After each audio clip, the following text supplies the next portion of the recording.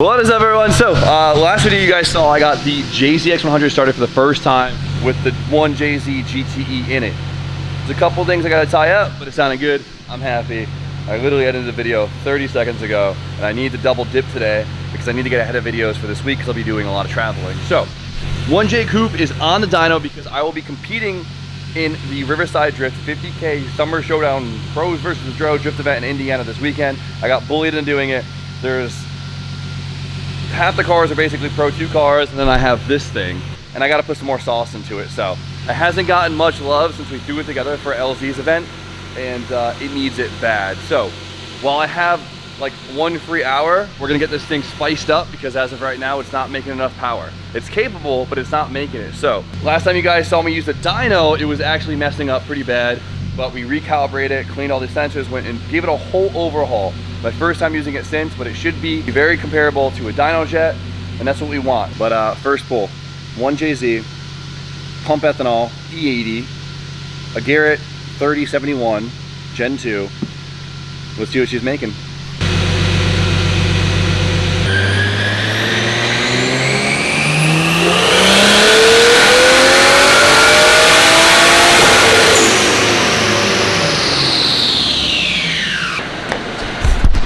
All right, so let's check this out.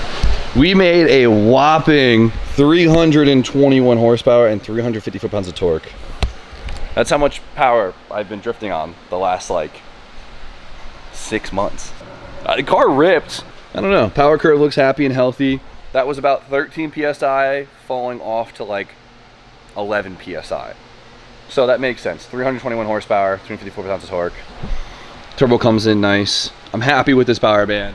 I just didn't realize I was drifting with that low of power. We're gonna put some boost into it, and we're gonna try to not let the boost fall off. We're gonna let the boost either be stable or we're gonna ramp it out. Let's see what happens.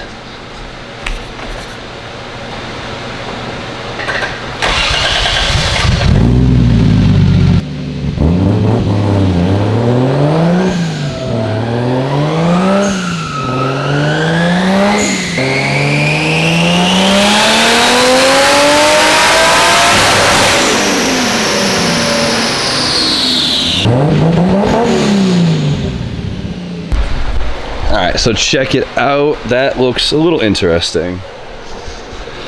Let's see what's going on here. We made 409 horsepower, 410 torque. Let me check the log real quick. I'm gonna assume that boost just fell off really hard right here. But if we can get this to kind of stay flat, the power will continue to climb. And man, this thing sounds so rowdy for 410.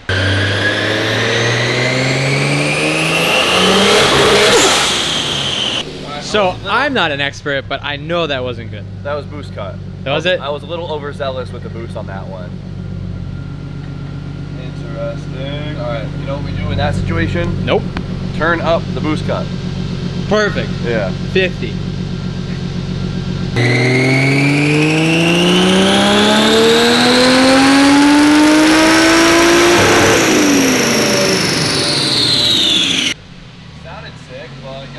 It did sound sick. It wasn't sick because all we did was make gate that time. Oof. That was, I guess, gate's 10 PSI.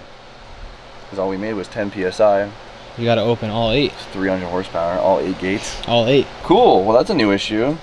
I'll tell you what, boost was a little all over the place at that last event. Oh man, what did I do? Did I melt a wastegate line, RJ? I don't know. Didn't that happen? It happens, yeah, because this manifold kind of sucks, right? The wastegate is like, this is the turbo, the wastegate's underneath the turbo, like engulfed in this manifold, so it's just like this heat cushion of bullshit. So the ECU said, hey yo, boost controller, do something. The boost controller, the wastegate, something decided to not want to work today. You gave it 2 weeks? Yeah. It said, nope, No, not today. I wish it gave me its 2 weeks. You jumped over the counter and spit on the floor and left. Shoof. Yeah. I've seen that happen. Bro, yeah, 10 PSI, not gonna cut it. LZ will run me over. If I went on track at 10 PSI, douche. All right, so the boost control test is on, which means it should be pulsing the boost controller, right? Mm-hmm. Guess what's not happening right now? It's not pulsing. No pulsing, but watch this.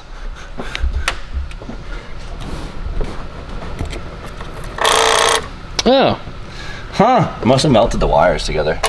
The boost controller is just in a little air valve, right? And it allows a portion of the vacuum pressure to go on top of the gate to keep it shut. It doesn't do anything. It's not doing anything to the gate. So, there we go. Oh yeah, we just melted a little bit of the line. That's an easy fix. Just a lot of heat in there when you're drifting. This car lacks heat management pretty bad. Like I have the, shut up. I have the heat wrap on the downpipe, which is just expired at this point. Heat management is so important in drift cars. Looks like I think we need to do a little bit of heat management before I leave. Got a turbo blanket on here, which I think we had on there, but I took it off for the E36, I think. Sure. And then I have to heat wrap literally everything that's just sitting next to my downpipe. You wanna go? I should have did years ago. Go pull some stuff off the wall. All right, this is now fixed. And before we try and like heat wrap everything, get that situated, I just want to get this thing ready on the dyno, and then we'll take it off and do all that. So let's make that 450 number.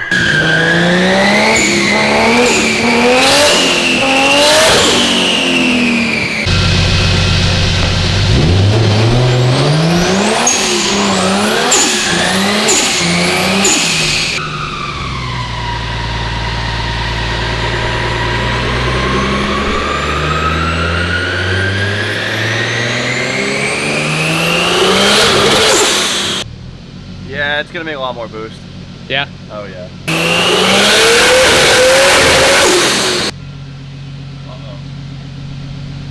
Whoa! Those numbers are high, my guy. That's a crazy looking graph. What did you do? That can't be right. Those poor rods if it just made 580 foot-pounds of torque.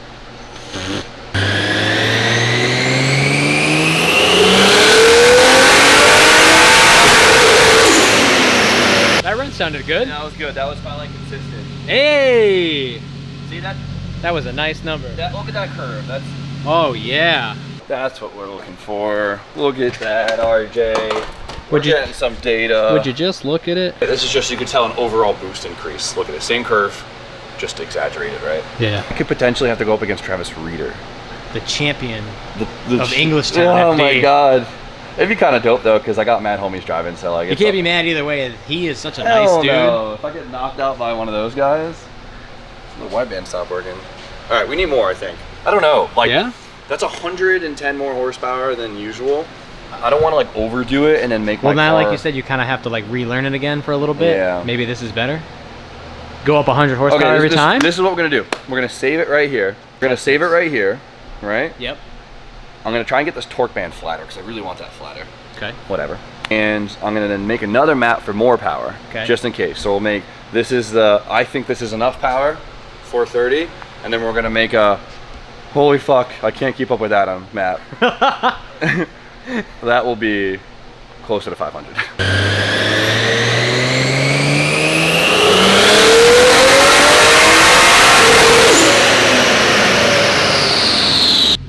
That's also a good number. That was good. I revved it a little bit higher too. I don't think they can see it on the camera. Say what it is. 460, 460. Sick. That's tits. It's funny how like sometimes it just sounds happy, right? Yeah, like, it's like that one, as soon as it kept going, like, and it didn't break up, it was just like, wow, this thing's like, let's go! Yeah, so that was only overall like a PSI and some change more, but at the top, I didn't let it fall off. So the top, it stayed flat, and you can see in the power curve right here, so let's check it out. But revved a little bit higher, and instead of it falling off, look at the torque, it ended up being a little bit flatter. Nice. Love that. We're gonna save this map as a, okay, that feels better, but we do need a, oh shit, I'm getting push map. So that's gonna be this one right here. Ready?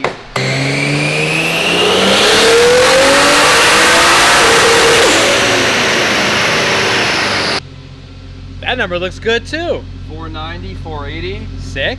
The dyno's being very consistent, by the way. Sounds like it likes it, right? Verbally, sounds like the 1J stuff. Yeah, sounded great. Wow. I'm so happy the dyno's being consistent. Super, super refreshing to hear that. So I just don't know if putting that much power in here is gonna make the car any faster. The problem is, like, I'm gonna run out of just like mechanical grip and like front grip.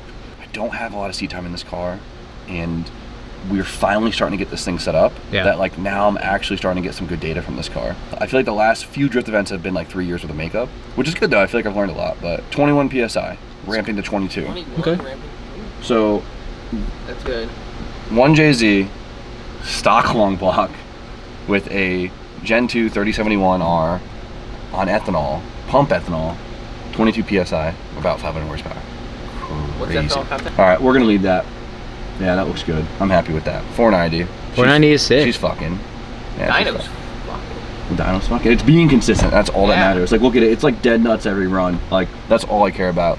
Hell, if the number's a couple percentage off, I don't care. That's the most consistent this dyno's ever looked. The runtime sounds great. Everything's great. So it's a win for this, win for the damn dyno. So, now we have to get off the dyno and do. But this was the easy part. Just pushing buttons. You know what we should do though? What? Flat foot shift this thing on the dyno. Yeah. Oh yeah. Why haven't you done that yet? Turn this car back on.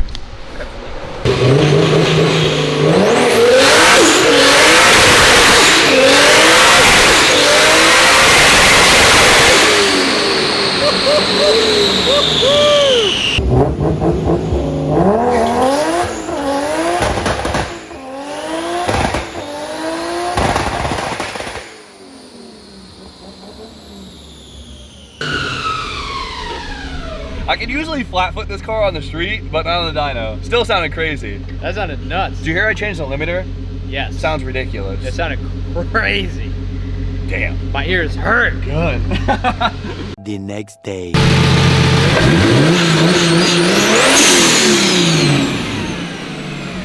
Very good. Very good. All right, tomorrow, leave for Indiana. Spent all damn morning working on this damn car. Right now, we're gonna take it for a quick test drive before we load it up.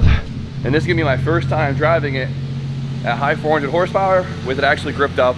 And I'm really, really excited to do so. So let's take it out. All right, you ready?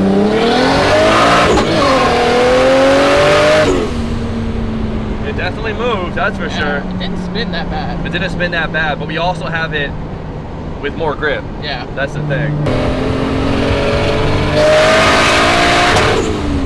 Damn. Definitely sounds a lot more rowdy, that's for sure. Oh, I want to drift it so bad.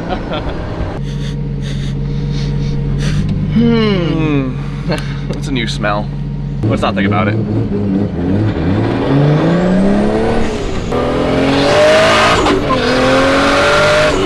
know what though? It feels like it's squatting more. Does you it? notice that? Like I feel it like actually squat now.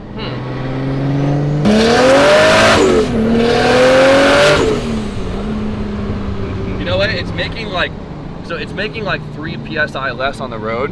Why? Just because the dyno is probably more loaded up than the car actually is on the road. So about 19. So it's making about 18, 19 PSI. So it's, you know, it's about like 40 horsepower less. Still mint.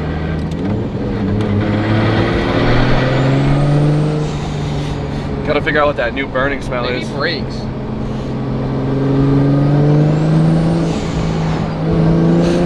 You smell that though, right? Yeah, I smell it.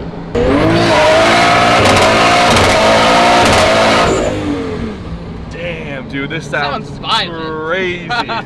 We just did a rollie for the last like. It's definitely a lot faster, I'll tell you that. Couldn't do that before. No. Man, they just street sweep the road and made it dirtier. Look how dirty the road is. Whatever. Let's make sure nothing's burning. Load her up.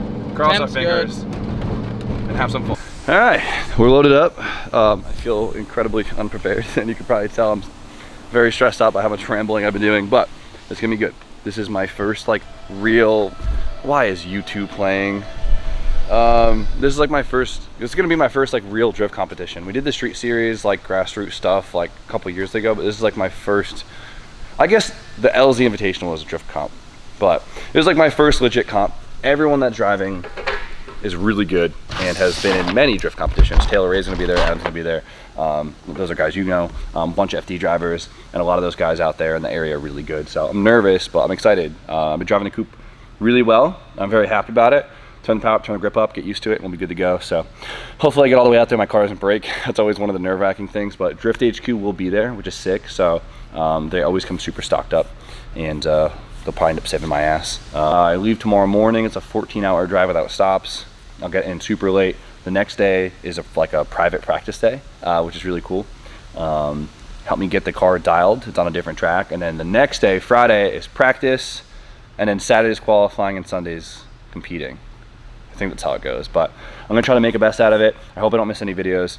It's hard when I'm out there kind of by myself. You know, I'm capturing it, I'm editing it, keeping the car alive, doing all that. It's really exhausting, but I don't want to miss anything. So we might end up having to do a little more stretched out videos just to kind of get through the week. But it should be good. For now, the shop's a mess. I need to go eat and tidy up and do a quick run through to see what I am forgetting, which feels like everything, but it's gonna be good. So it's just me going out there this weekend. Wish me luck, and if you're in the area, Salem, Indiana, come out, Riverside Drift 50K Summer Showdown competition. It's literally Friday, Saturday, Sunday. It'll be cool. So with that, you guys know the deal. Like, comment, subscribe, stay tuned for more content, and I'll see you guys very shortly.